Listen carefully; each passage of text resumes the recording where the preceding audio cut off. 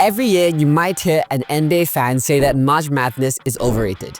But March Madness is not just all about basketball. It's about chaos. It's about one shot and one basket, one game to decide everything. Since then, it's been the ultimate underdog factory. Jim Valvano's team in '83 pulled out the impossible. Stephen Curry torched the Giants in 2008. Every year, a new story is written and millions of fans are hooked. But behind all the drama is something else, the money.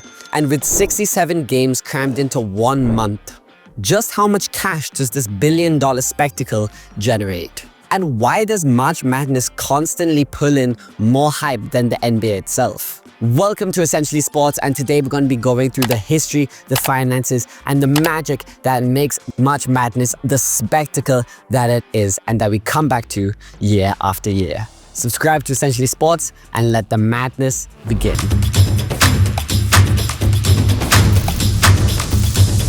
March Madness, just as the name suggests, is absolutely mad.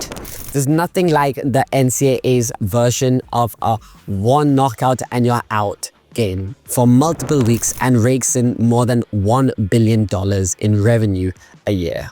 March Madness is more than just a basketball tournament. It's a cash cow. Let me tell you how. The NCAA pulls in over $1.4 billion from all operations surrounding March Madness. This is massive, and over 75% of the NCAA's annual revenue comes from broadcasting rights, sponsorships, and ticket sales for the tournament. CBS and Turner Sports pay around $1.1 billion alone every year to broadcast the men's tournament, while ESPN shells out another $65 million to broadcast the women's. These deals are long-term. CBS and Turner just shelled out a lot more zeros to extend their contract into 2032.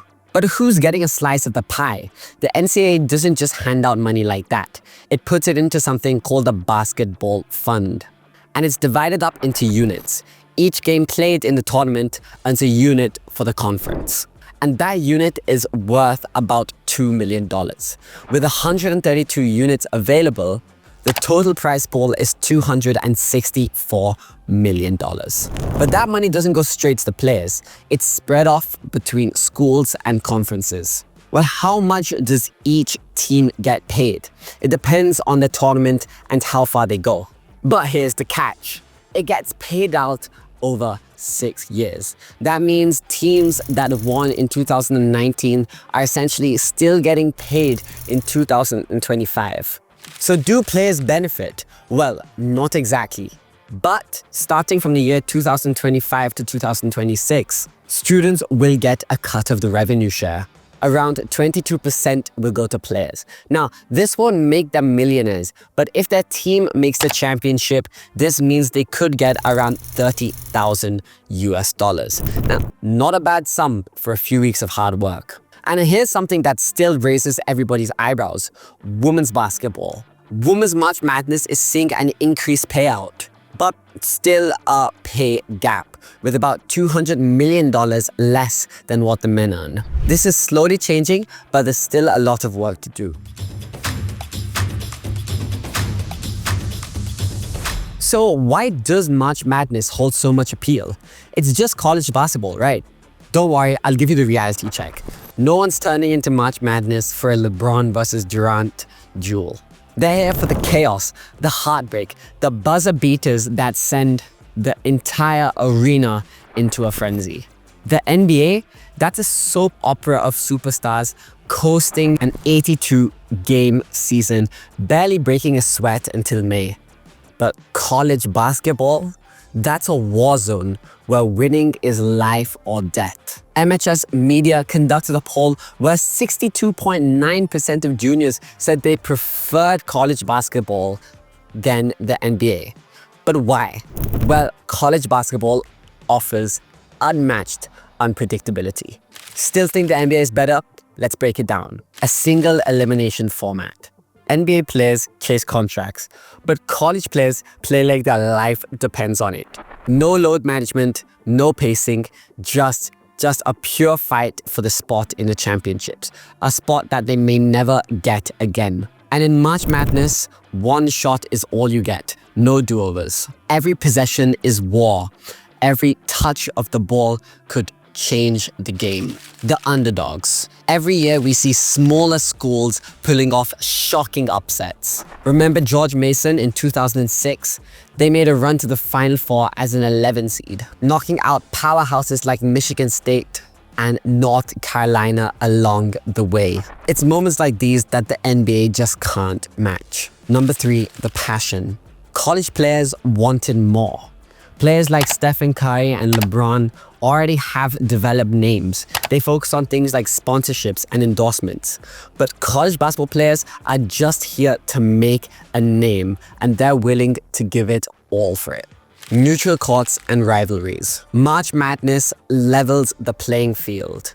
There is no home court, so that means both teams get just as much love, whether they're an underdog or a more popular team.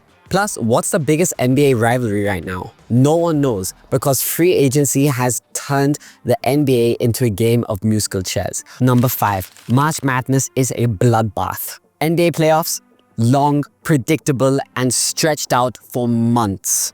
March Madness, a 64-team demolition derby where one bad night sends you home packing your bags. There's no best of 7 series to fall back on.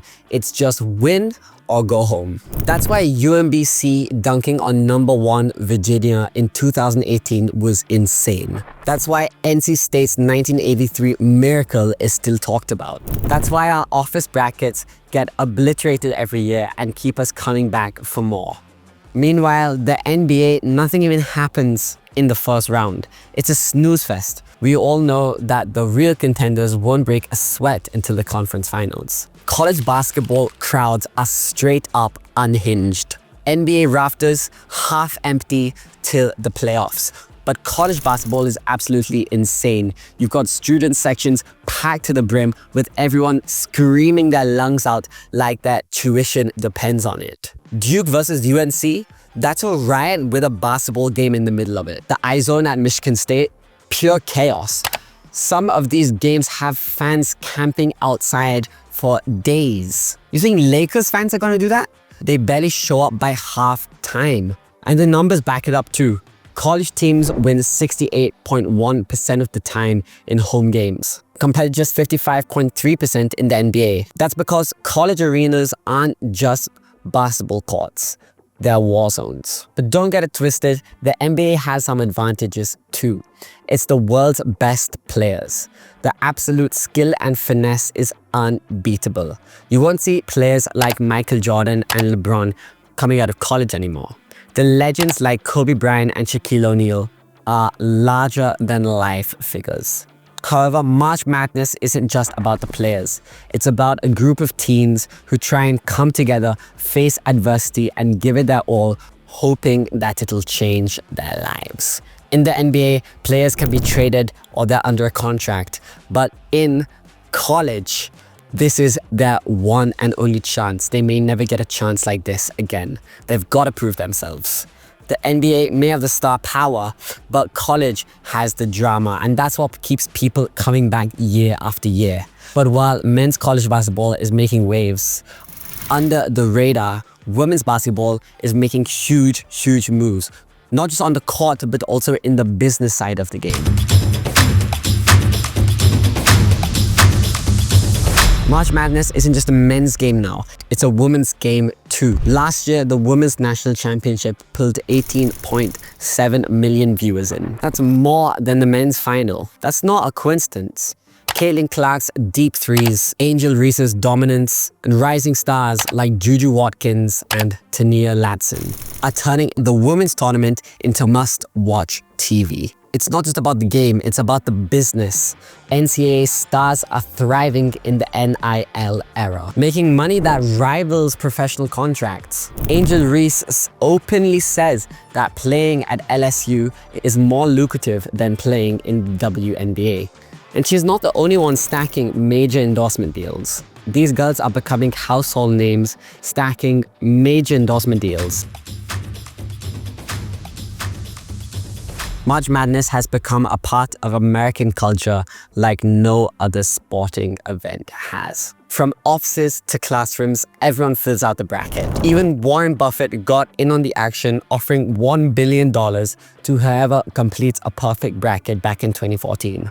And while the odds of winning were insane, 1 in 9.2 quintillion, that didn't stop millions from trying. The hunt for the perfect bracket fuels rivalries, discussions, and some serious smack talk. And that's what makes March Madness so special. It's not just a basketball tournament, it's a blend of history. But the biggest thing is the people, the fans, the players, and the underdogs. If you like March Madness just as much as we do, make sure you hit that like button, subscribe, and ring the notification button so you never miss another upload on the channel. Share your favorite March Madness memory in the comment section. And keep that madness alive, because we've seen time and time again that anything can happen in March. Thanks for watching, and we'll see you next time.